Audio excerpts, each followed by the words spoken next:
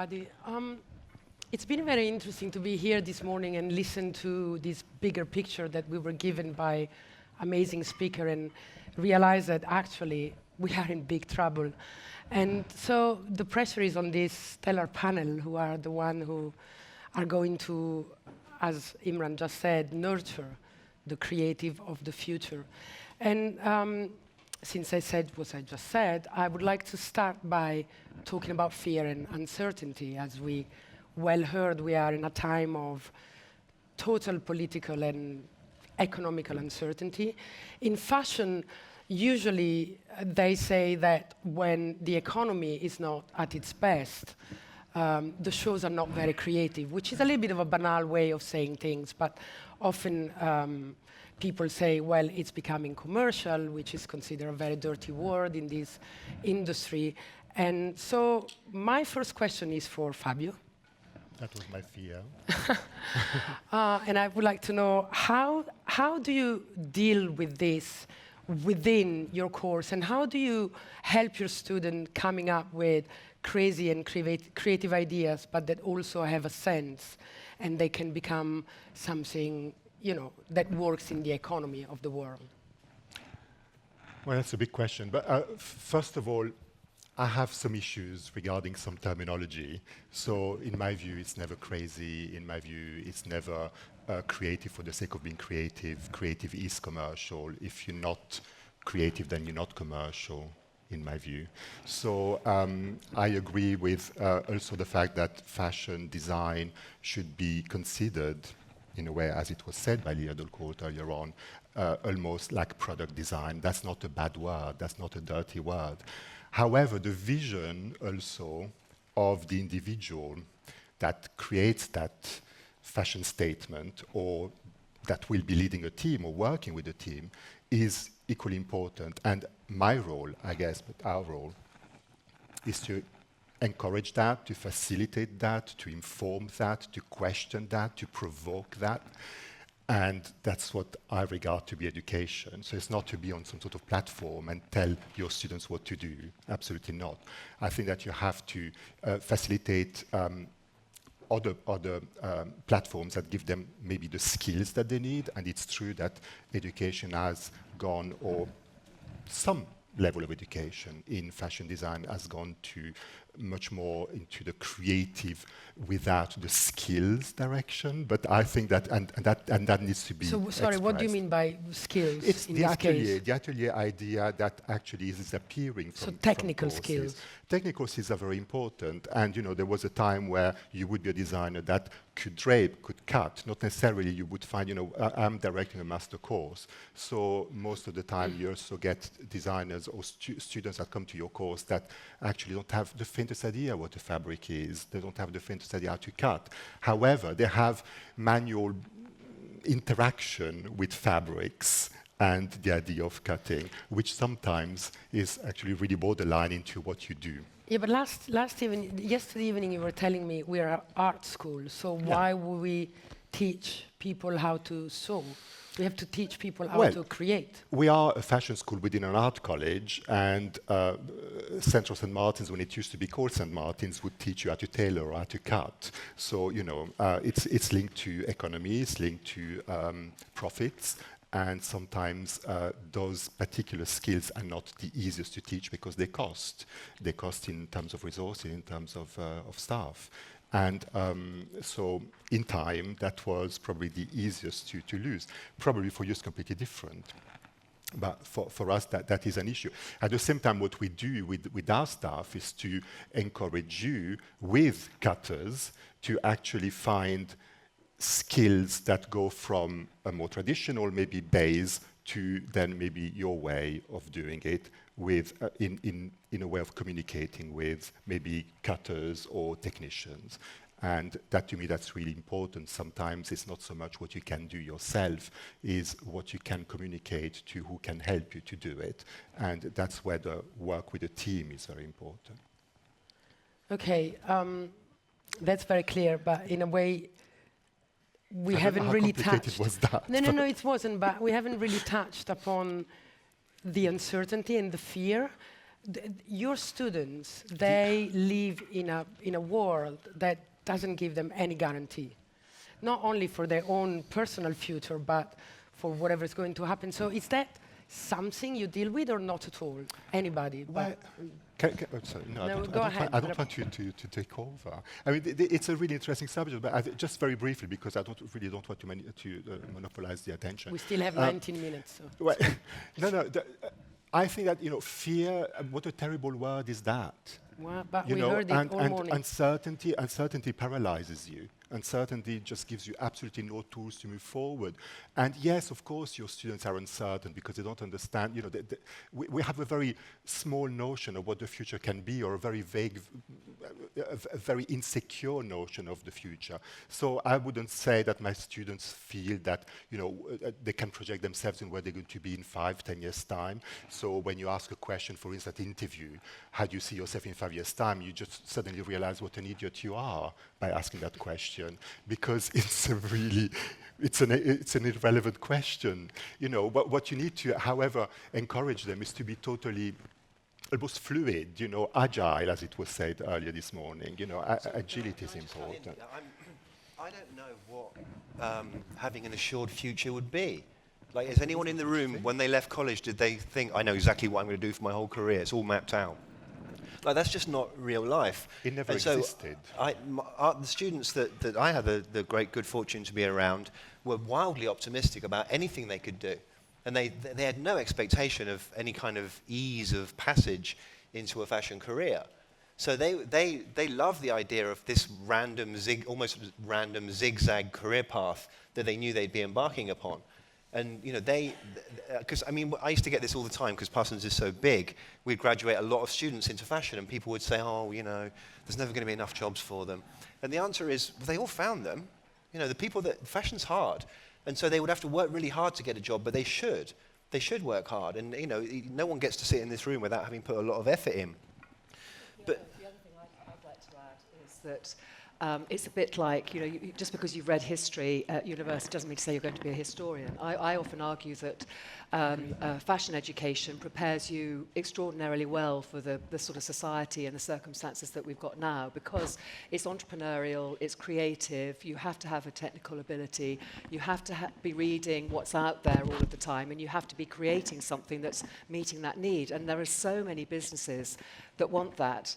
The other thing that we've really noticed is that an awful lot of our students actually want to set up their own business, and they come from day one saying, 1st of September, whenever it is that they come to enroll, saying, we don't want to go and work for some of the big companies, we actually want to set up our own label, or journalism, or whatever it is, because in a way the connected generation that they have the possibility to have relationships to sell all around the world from their base, wherever that might be. So I think it's a very different set of possibilities. Is that a passion to do something differently, Yeah, or is that idealism, or is that ego? Yeah, it is. Yeah, it's passion. It is passion. And I think also they are, we're talking about fear. I think that the great thing that we would argue with our students is that you can find a solution. If we as creatives can't find a solution, then we ought not to be calling ourselves creatives. And the students come, really concerned about the issues and wanting to make a contribution, which is, something that we need to harness and be responsible for. That's a very positive I think also note. it's important not to underestimate their own capacity for self-learning, because they don't go to school to learn how to be a designer. They go to pick up some of the tools to enable them to later become a designer. And by designer, I don't just mean fashion. Certainly, anyone here that gets the chance to spend any time in a school, I implore you to do so, because you'll learn much more from them than they'll learn from you. Of course, they go to learn and they love to be around smart people, but you'll be the one that's learning, because we're in the way of what they're going to do. We're not the ones that are teaching them how to do it. And I'm torn about the conversations that have been happening about old skills, traditional skills. It's really important that if you're a fashion designer, you know how to make clothes, but that's not the only thing that's important. And what I'm excited about, and certainly what the students taught me, was that if they spent a period of their time learning how to work social media, you could imagine a school where they say, well, that's not part of the curriculum, why are you doing that? Concentrate on your sewing. But in fact, that is something they've got to know how to do. And that's just a trivial example. There are way more things that they learn because they know they have to do it. And they teach us. you know, to get through Parsons, you can't graduate without studying sustainability. And that wasn't the case when I joined the school. But now, and it was because the students demanded it. And so old people like me would have been in the way if we'd done anything other than enable them to start studying that. So it's very much about learning from them. Thank you. Linda, you're awfully quiet. I just wanted to touch back with you about the relevance between creativity and commerce. You know, we discussed that before, with this balance needed in between being creative and moving trends forward and offering the public something new, but at the same time, you know, lets a business flourish. What's your take? For sure they have to embrace each other, you know, and you can't have a purely creative garment without thinking on the long term that this will become one day a business. So the two have to embrace each other, and that's the same in the company. If the company, the management, is not embracing the designer and understanding him, and there is not a common language that we can create, then there is, of course, a separation after a few years.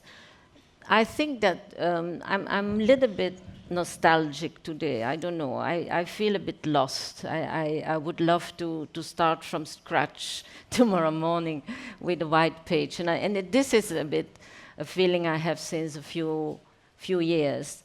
I think that in fashion education in general, when I look through the history, we had wonderful times in the 80s where we could have fun, like running to the Comme des Garçons show, taking the train, running there. I had a shop, I was a retailer, my invitations were copied by all the students to see the shows. This is over. It's now a real business, it's more serious. Now, if you go in the classroom, this kind of fun is still there. So I'm back by accident in the classroom. I was there last week.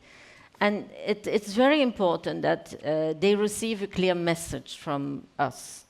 It's like, it's not, wow, fantastic. It's like, this is good, take it out, make it better. See what this, now you're a mature student, 4th year, you're going into the business, be more concrete, be focused. On the other side, I think I would like to start from scratch, like let's education be more a laboratory. So let's be We're different people, and where people I see in the room are coming and we are working it out together, you know, because we are quite lonely. I feel a bit lonely. We as in we teachers? The fashion education as such. It's a kind of strange animal that is not really well understood. I mean, one of the, picking up on what Linda's just saying, one of the interesting things, we're about to move the college, which is currently on 6 sites, to one site at the Olympic Park in Stratford. And we did some research thinking, well, okay, what sort of building are we going to want to have? But actually more profoundly, what sort of education do students? So we were talking to potential students, school kids, as well as the industry. And what was really interesting about the students, they were saying, yeah, we'll come to study fashion, but actually we're more interested in linking up with engineers, with scientists, with microbiologists. That's what we want to also be taught about. So this idea of collaboration, of pushing out with other disciplines, the creative is industries really important. in general, you know. We are a bit isolated as fashion designers, but in fact we're not. We are directors, we make videos, we design, we make a curating an exhibition and so on. So our field is so broad, and we're put in that little box of fashion education.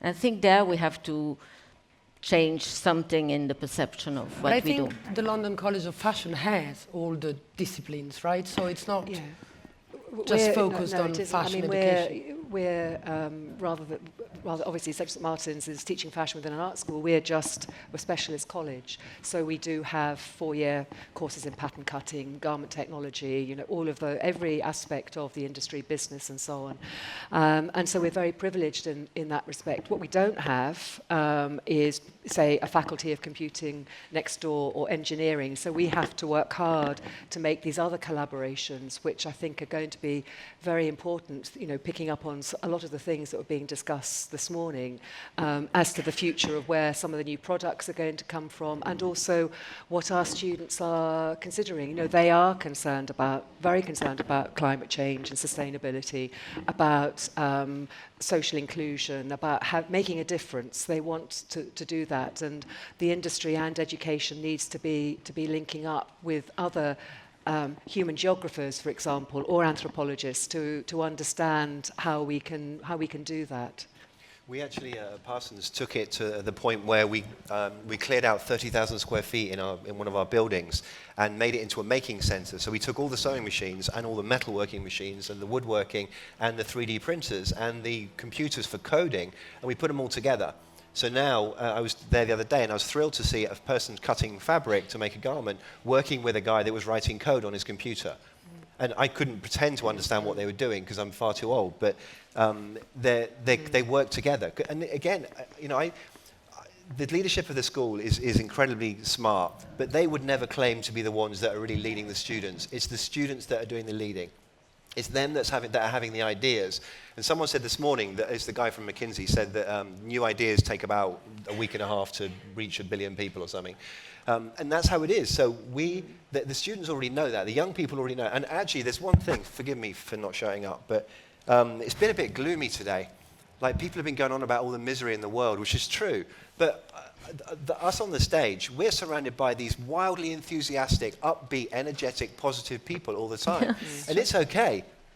It's going to be okay because they're smart enough to be able to fix things that we're agonizing over and you know, talking about, but they're actually doing it. But they don't live in a vacuum. I mean, they know that terrorism exists and the world is going down the drain because the ices are melting. I mean, you can't make them live in a vacuum and say, oh, create clothes. That's all, it's fine. Well, also because they have another life. I mean, they have a life while they're at college with you, and they have their life. So not necessarily what you see is what the whole package is. I mean, obviously they're not in a vacuum. They have their thoughts, they have their concerns. Not necessarily they want to talk about all of that at that point in time when they are with us. But I agree with you. Yes, I mean there is a scope that is there that not necessarily you're immediately aware of. But, well, you look at that, Simon, hold on. Let me ask you one question at least. All right. Because we were discussing this yesterday, and you said that one of the problems of the education system is that it cannot grow because it's not financed in the right way.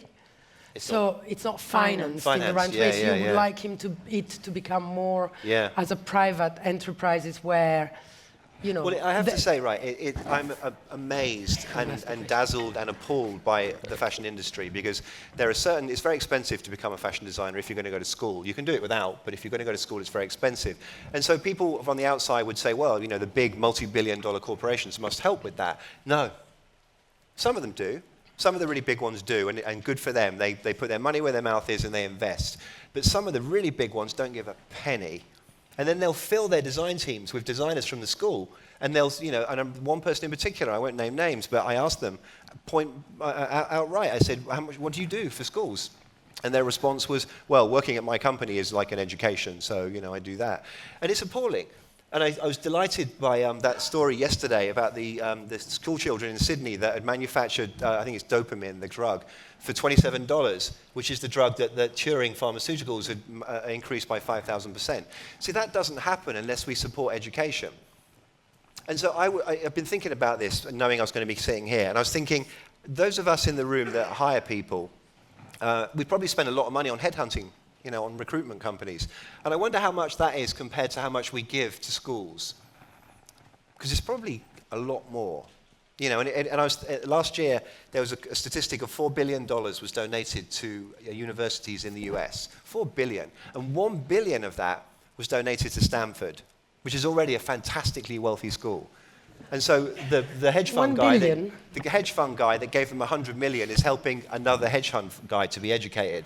I mean, it's amazing, but because we need more of those. Go there. But designers, designers are going to fix things. It's not going to be bankers that are going to fix things. It's going to be designers. I still think that hiring your students in big companies where they can then apply what they learned into the real world of work and business, it is important. So that's not. I mean, I realize that financing the school is important too, but hiring people from the schools, coming and picking them, it is important. But I agree, finance is important, and we all rely on finance. Obviously, we all rely on sponsorships, scholarships, money. But also, what I think, in my view, what really is missing, and I think there should be more, is actually a real connection with the industry, which is not about funding you, about giving you money. It's about having a real dialogue, about really understanding how we can go together. Because that sometimes I feel that dialogue is a little bit too diluted. It's a bit too simple. And that, to me, is also a form of investment in education. I think the other thing that's where there's a lot of potential is also dialogue with people outside of the industry, so either related industries or communities, schools. I mean, there's a whole sort of plethora of other people who are interested in fashion. I mean, coming back to some of the issues that were being spoken about this morning, that actually fashion is a way of helping support self-esteem, social inclusion, because, it's something that, we all got to wear clothes. Most young kids, that's the one thing that will get them really excited. I mean, it can also be difficult because it can be a way of defining you as part of one group as opposed to another. And I think that that's, for me, the other side for education institutions is how do we use the power of what we've got to actually make a difference to some of the communities that actually want to, that we serve in a way. So it's not, for me, just the industry, because in the end, it's like we're all consumers, we've all got families, we're all part of a broader social context. And building on this and going back a little bit on sustainability, which was a very important theme this morning as well, I know that the London College of Fashion has a very important sustainability program in the curriculum. Can you elaborate a little bit on that, please? Yes, I mean, we have a Centre for Sustainable Fashion, which has been going for 8 years. And at the moment, we have a partnership with Kering. We're in our third year, where we partner up with a couple of their brands. And then so students get awards. They develop a product or an idea. They get an award. And some of them go on to have internships there to actually take that idea and implement it. So it's not just something that hangs as a theory. It is a way of actually the brand moving the aspect of sustainability on. And we're also developing a curriculum with Kering, with their experts, which will then be made available to all education institutions.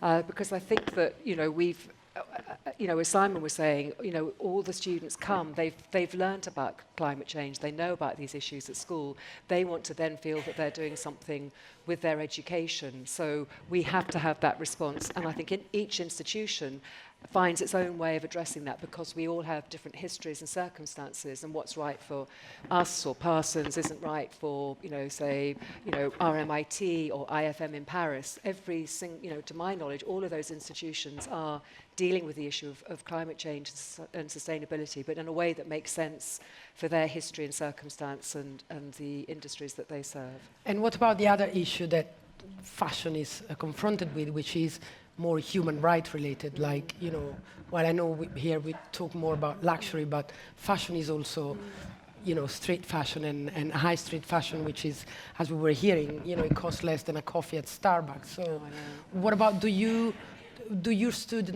how does it work within the schools? Because I think the system would have to change, and if it's not the young people that change it, then who else? So how are you dealing with this?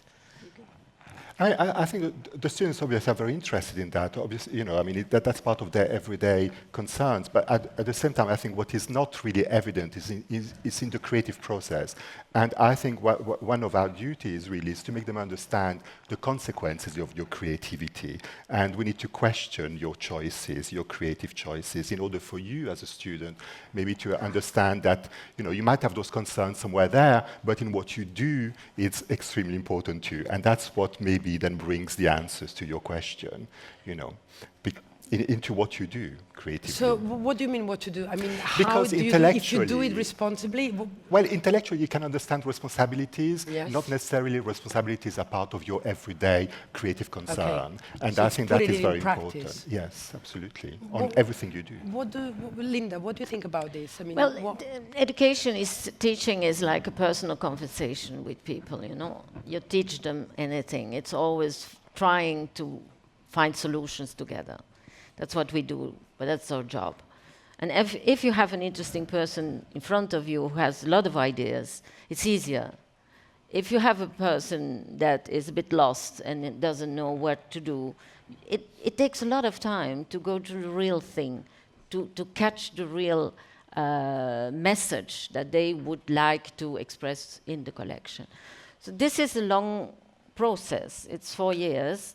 You have them at 18, they go away when they're 22, and in those 4 years, I can tell you a lot happens. They have fun, they have stories, it's a very important moment in their lives. I'm concerned also what we do afterwards with those people, because then the trouble starts. They start a small company with 2, 3 friends, it's not working, they don't know how to make a business plan, they don't know how to find the retailers. Press doesn't have time to see the collections anymore because there is those fashion weeks are packed. And there I have a lot of people who call me and say, Linda, can you advise me what shall I do? How do I find my way in this jungle? And there I think we have a lot of work to do together with the industry. Absolutely. so with the industry, meaning having them being taught or being trained Yes, by the of industry? course, already we have already all the fashion schools here have business courses. And the business courses were started 10 years ago, becoming really more to the point and more accurate in the fashion schools. I mean, the schools were growing thanks to the business schools, the business courses.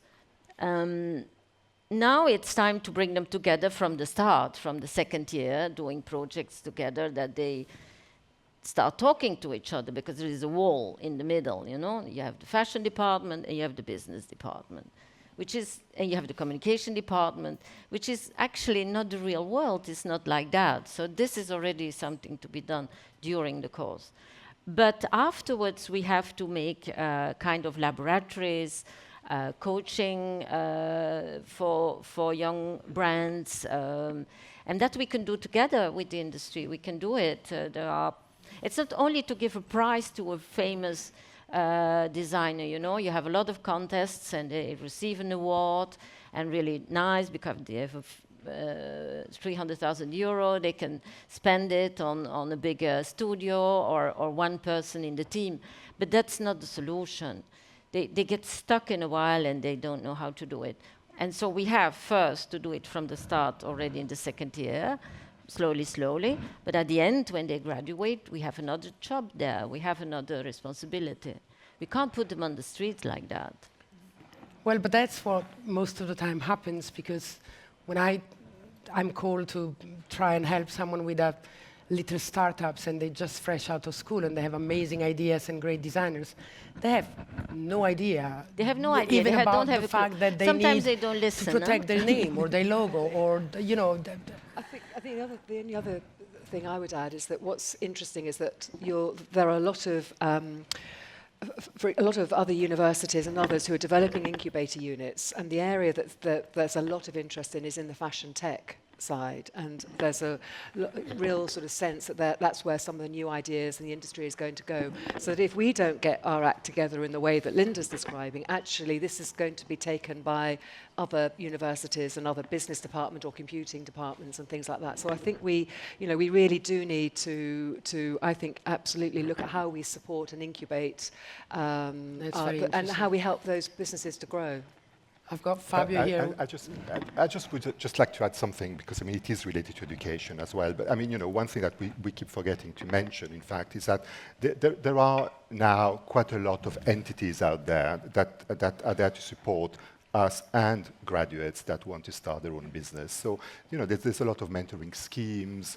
You know, I don't want to, to mention groups, but British Fashion Council, for instance, is one of them. But, you know, it's interesting that actually there's a level of the industry that is interested in supporting that. Whether that is completely successful or not, I don't know. But it's important it's there, and it's not the way it used to be, where you would be completely on your own, not understanding where you were, and you would rely maybe on that odd partner or girlfriend, boyfriend, or whatever that was, that would maybe be the business side of you. So, you know, I think that has to be said, though. I have another 5 or 6 teams, but it's been on 000 for a while, so I guess it's a thank you. Thank you. And